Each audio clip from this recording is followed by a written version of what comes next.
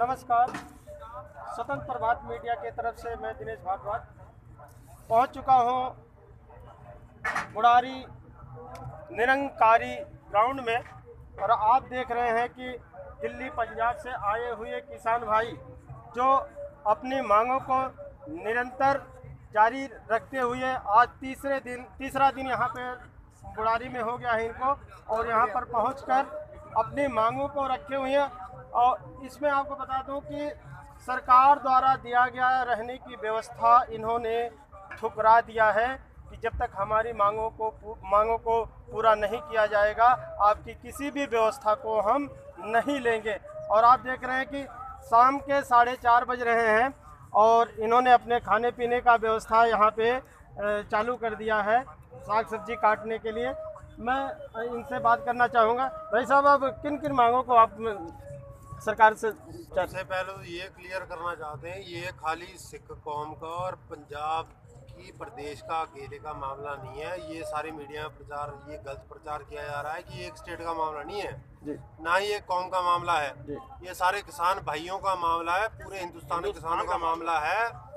और हर बॉर्डर पे हर जगह ये प्रशासन अपने आप देखे, सरकार ये देखे कहाँ का किसान रुक गए हैं। हमारी 5 ट्रालियाँ रुक गई हैं गाजियाबाद बॉर्डर पे जी। और वहाँ पे वो किस लिए रोक गई हैं और आगे इसकी क्या प्रक्रिया है क्या नहीं है, ये प्रशासन को तो हम तो यहाँ पहुँच गए हैं, राशन बन रहा है, खाएंगे पिएंगे यहीं रहेंगे। अगर 1-2 दिन में इन्होंने कोई जवाब नहीं दिया तो फिर जंतर मंतर और दिल्ली ब्लॉक कर देंगे। इसकी परेशानी का कारण मोदी गवर्नमेंट होगी, इसके जिम्मेदार हम नहीं होंगे, बाकी इससे ज़्यादा कोई चक्कर नहीं जी। तो आप क्या कहना चाहेंगे भाई साहब? ये जो हम किसान बैठे हैं उत्तराखंड यूपी से आए हुए हम सब किसान हैं जी। हमारे साथ कई ट्रालियां थी, वो यूपी बॉर्डर पे रोक ली सरकार ने जी। गाजीपुर में। और अगर सरकार 1 या 2 दिन में नहीं जागती तो किसान दिल्ली आ गया है, टाइम से जाग जाए तो दिल्ली का भी भला है और सरकार का भी भला है। अगर नहीं जागती सरकार तो किसान फिर मोदी साहब के बेडरूम तक जाके उसको जगा के आएगा।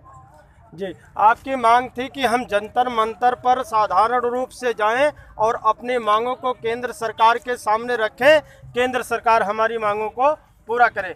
लेकिन ऐसा सरकार की तरफ से कोई इनको जानकारी नहीं मिल रही कि अभी हमें यहाँ पे कितना दिन रहना पड़ेगा।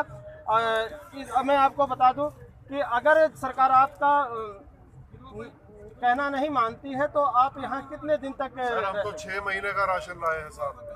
6 महीने का। अब इसमें किसानों की या किसी जत्थेबंदी की गलती नहीं निकाली जाएगी। सरकार को सब पता है प्रोटेस्ट कहाँ तक हो रहा है। यहाँ पे हरियाणा हाईवे पंजाब 46 किलोमीटर तक जाम है, इसमें प्रोटेस्ट कहाँ तक जाएगा? आप इस चीज़ से हिसाब लगाइए, ये क्या करवाना चाहते हैं इससे ये जनता भी जानती है, ये दिल्ली की जनता भी समझ ले। आप पूरा मीडिया पे चलाइए कि दिल्ली की जनता परेशान होगी। कल को ये दंगा फसाद करवाना चाहते किसी कोई ना कोई रीजन ये इसमें लेके आएंगे, उसमें बदनामी हमारी कराएंगे। और हम लोग बिल्कुल शांतिपूर्ण तरीके से यहाँ बैठे हुए हैं, पर अगर हम यहाँ लंगर खाने तो बैठे नहीं हैं। 1-2 दिन का मौका है उनके पास भी और हमारे पास भी। हम तो अपना लंगर बांध के आए हैं, ये मान जाएंगे ठीक है, नहीं मानेंगे तो फिर ये इनका तरीका अपना होगा, हमारा तरीका हमारा होगा। जी। अगर आप लोग रोड या चक्का जाम करते हैं तो उसमें और भी बाकी लोग जो है कष्टदायक होंगे, क्योंकि रोड को जाम करना, ब्लॉक करना एक किस्म का जो है उपद्रव नहीं माना जाएगा। नहीं, ये उपद्रव तो नहीं माना जाएगा। इसमें उपद्रव क्या है आप ये बताइए। इसमें अगर ये सही तरीके से MSP लगा के सारे किसानों की बात सही तरीके से रखी जाती है तो ये दिल्ली के लोगों को भी अब 50 रुपए किलो आलू क्यों खा रहे हैं, 60 रुपए किलो प्याज क्यों खा रहे हैं? हम 3 रुपए किलो आलू बेचते हैं, 5 रुपए किलो प्याज बेचते हैं, तो हमारे बेचने के बाद ये 60 रुपए 70 रुपए किलो अगर दिल्ली के लोग खा रहे हैं तो इनको भी तो समझना चाहिए। 1 हफ्ते का राशन अपना स्टॉक करके रख लो, हम यहाँ ब्लॉक करके दिखाते हैं। अगर सारी किसानों की मांगे पूरी की जाएगी, इससे आम जनता को भी फायदा है, हमारा अकेलों का फायदा नहीं है। देखो, एक किसान ने पूरा मौका दिया सरकार को। ऐसा नहीं है कि रातों रात किसानों ने फैसला लिया दिल्ली आने का।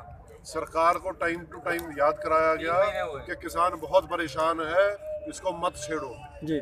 और ये इसकी जिम्मेवार, अगर सड़कें जाम हो रही हैं या आम पब्लिक परेशान हो रही है जी। तो इसकी जिम्मेवार मोदी सरकार है। मोदी सरकार भी नहीं मैं कहूँगा, क्योंकि मोदी सरकार में दो ही आदमी है, एक प्रधानमंत्री मोदी और दूसरा अमित शाह। उसके जिम्मेवार ये दोनों ही जाने हैं और बाकी किसान कोई जिम्मेवार नहीं है चक्का जाम करने के लिए।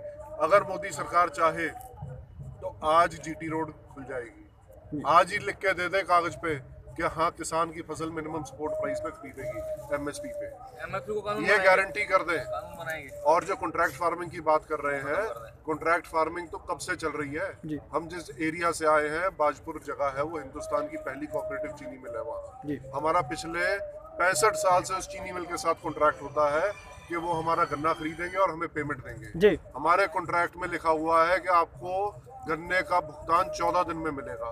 आप एक भी किसान ऐसा बता दो या एक भी पेमेंट बता दो जो फैक्ट्री ने 14 दिन में दी हो। तो ये जो कॉन्ट्रैक्ट फार्मिंग है ये बिल्कुल एक फेलियर है और मोदी ने मन बना लिया है देश को 2-3 कंपनियों को लुटाने का, ठीक है ना। तो ये होने नहीं देंगे।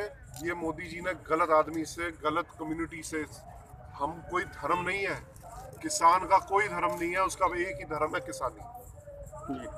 किसान को अन्नदाता इसीलिए कहा गया है कि वो अन्न उपजा के पूरे भारत में जो है अपना प्रचलन करता है। बिल्कुल। और हम लोग यूपी उत्तराखंड से इसीलिए आए हैं क्योंकि ये एक मैसेज दिया जा रहा था कि सिर्फ पंजाब हरियाणा का फार्मर इससे अफेक्टेड है। नहीं, पूरे हिंदुस्तान का, छोटे से छोटे कस्बे का, बड़े से बड़े जगह का, हर आदमी, हर फार्मर इससे प्रभावित है। तीनों ऑर्डिनेंस से इसको तुरंत वापस लिया जाए। और हम तो यही चाहते हैं, हमारे लिए भी बहुत कष्ट का आप लोग देख ही रहे हैं कि मतलब प्याज काट रहे हैं, खुद ही रोटी बना रहे हैं, बच्चे घर पे अलग परेशान हैं और इस ठंड में हम लोग यहाँ सोएंगे। तो अगर मोदी जी चाहते हैं तो आज ही मीटिंग बुला लें। जैसे वैसे तो उनको शौक है शाम को टीवी पे आके नए मन की बात करने का, या आज काम की बात भी कर ले हमसे। हाँ, कोई काम, आज हमसे मोदी जी काम की बात भी कर ले। मन की बात तो बहुत करते हैं वो, 6 साल से मन की बात कर रहे हैं। एक आध दिन काम की बात भी कर ले, हमारे साथ आगे बैठ के आज प्याज ही काट के दिखा दें यहाँ। इनको बनाया किसने? मोदी जी को बनाया किसने? हम लोगों ने तो, आप लोगों ने, हम लोगों ने ही तो वोट देके बनाया है। ये 14 में जो लॉलीपॉप दिया था, इनकम दुगनी करेंगे, तो वो हमारी इनकम दुगनी कब होगी? पहले तो हमारी इनकम ही नहीं पता कि हमारी इनकम है कितनी, दुगनी कहाँ से होगी। देखिए हमारे एक गांव देहात में बड़ी एक फ्रेंकली एक जुमला है कि साहब पड़ी लकड़ी लेना। अब मोदी जी ने पड़ी लकड़ी ले ली है, इनको बहुत तकलीफ होने वाली है। अब ये वो लकड़ी भी काठों वाली है। हाँ, ये मैं तो किसान हूँ, किसान खुल, हमारी भाषा यही है, हम किसी को गाली नहीं देते हैं। ये हम ऐसे ही कमेंट और ऐसी तर्कों में बात करते हैं और ये हमारी चौपाल लगी हुई है इस समय। ये चौपाल में यही बातें होती हैं। ये जो पड़ी लकड़ी ले ली है ना इन्होंने, ये बहुत तकलीफ देने वाली है इनको और ये भूल नहीं पाएंगे ये।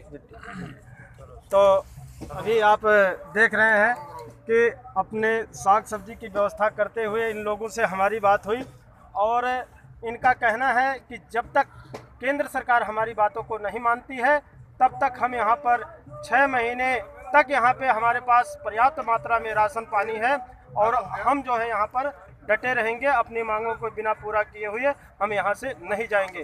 कैमरामैन पीपी यादव के साथ दिनेश कुमार भारद्वाज, दिल्ली।